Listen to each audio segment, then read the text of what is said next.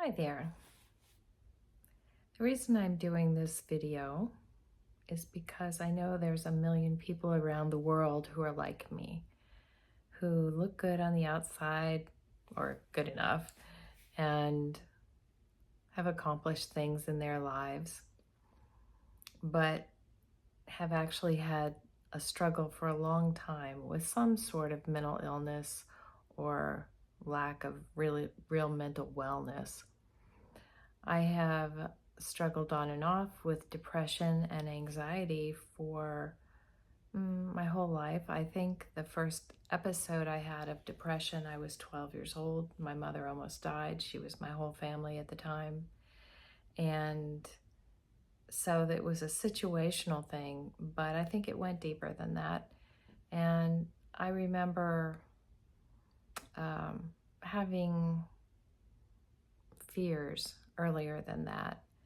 I'm not alone. I know that. And I have decided to take a psilocybin mushroom journey and or trip, but journey is the nice medical phraseology or other term that's being used right now. And I wanted to talk to you about that. I'm 10 days out and I'm scared and anticipatory and hopeful and a bit nervous because a journey can go well for someone or poorly. My understanding is that a bad trip is one that does someone psychological damage, and a difficult trip, on the other hand, is one that might reveal things that are really hard to go through while under the influence of the mushrooms, or psilocybin more specifically, or psilocin as it's metabolized to. But that there's a benefit from it, that you can then talk to a therapist or understand something about yourself with that therapist or without, that you didn't understand before. And it can empower you to make change. There is some truth that knowledge is power, because if we don't know what's bothering us, we can't really address it. But if we can, then there's real hope for change. I know that some of the people who do psilocybin journeys have really profound results or effects from just one journey. And that's usually at a higher dose. And I'm going to be receiving 25 milligrams of psilocybin. So I was just talking to someone recently about understanding. For me as a doctor, I want to know what I'm taking. I'm not in a study. I don't qualify for any of the current studies, but I don't want to wait 5 years till this is legalized where I live. It has been legalized for use by psychiatrists in a number of countries at this point, but not in my state. It's been decriminalized in Oregon, and that's where I'm going to go receive treatment.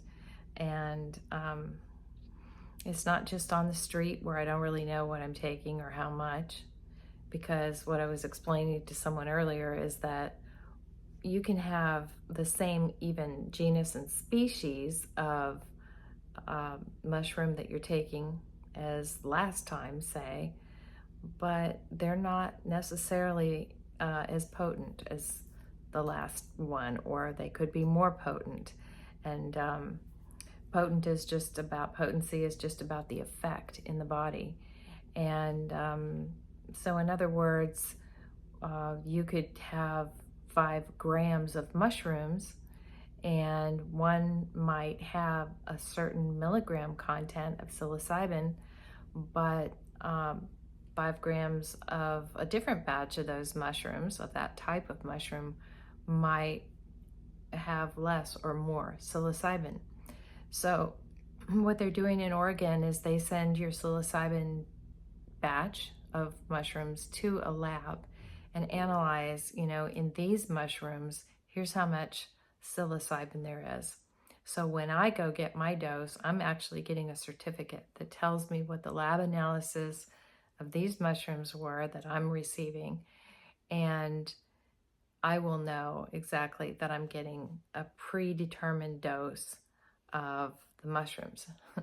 Well, that sounds all nice and controlled, right? But what I don't know is how it'll affect me, because everybody's different. Some people need a lot bigger dose than other people to really have, quote, lift off and that real psychedelic experience where a lot of deep introspection can happen. And some people, I think, have had too much and had a really difficult time on their journeys. But I'm receiving a dose that's been typical in a lot of studies, 25 milligrams. And if after an hour, I'm not really tripping, for a better word, then I can take more. I can take another 10 milligrams. And if you're a person who's been on antidepressants for a long time, your cell receptors downregulate. In other words, there are actually become fewer cell receptors there that can receive stimulation. So those people, like me, might need more of this psilocybin that hits the receptors because there might not be as many receptors. And I've been off medication for a while now, about 2 months, but I don't really know for sure what my receptor status is, how fast they come back. And there's, I'm sure, some individuality to that as well. I haven't been able to find any good research that was very definitive. There's a lot of things that are unknown, and I think that's why it's something that I feel is requiring courage to go do. And I know that I could go through a difficult time during the trip or journey, but also afterwards, because some people remember things that are really troublesome to them, and then they have to deal with that. On the other hand, some people have wonderful experiences, or they can have both in the same journey, wonderful and horrible. I'm hoping for more of the wonderful. And if it's wonderful, then it might give me more sense of connectedness with other people on the planet, animals, plants, nature, everything.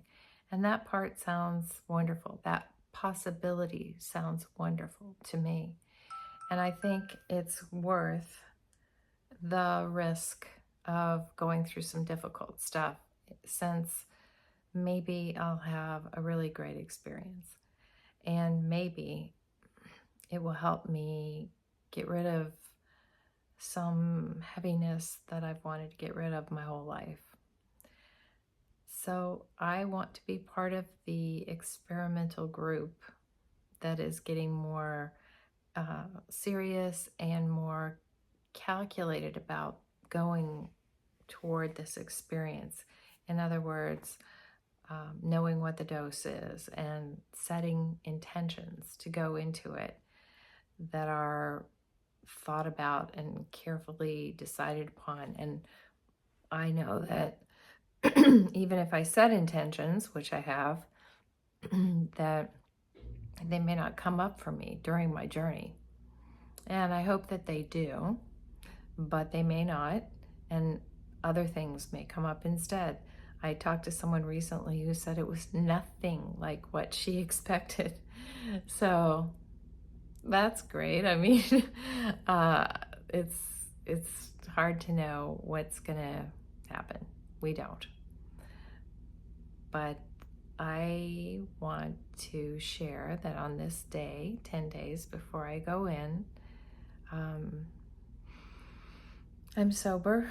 I'm excited. I'm um, hopeful. And that's all it is. That's all I've got for the moment.